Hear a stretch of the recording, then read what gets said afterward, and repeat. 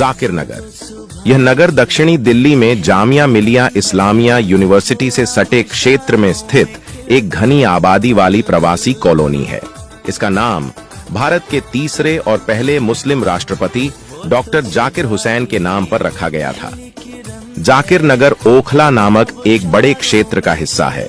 ओखला यमुना नदी के किनारे बसे हुए दिल्ली के सबसे पुराने क्षेत्रों में से एक है।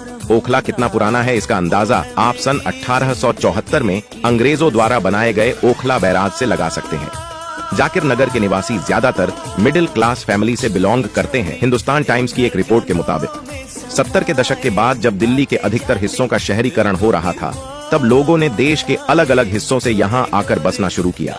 तालीम हासिल करने के मकसद से लोगों ने यहाँ बसना शुरू किया था और इसकी शुरुआत हुई जामिया के प्रोफेसरों से। वह अपने परिवार के साथ यहाँ रहने लगे और उन्हीं को फॉलो करते हुए अन्य लोगों ने भी यहाँ बसना शुरू कर दिया था।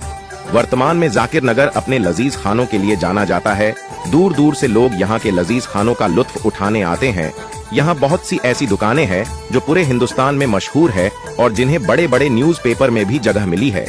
जामिया नगर ने देश को बहुत से काबिल लोग दिए हैं जिन्होंने हिंदुस्तान को गौरवान्वित किया है। हमें अपनी जामिया और जामिया नगर पर गर्व है।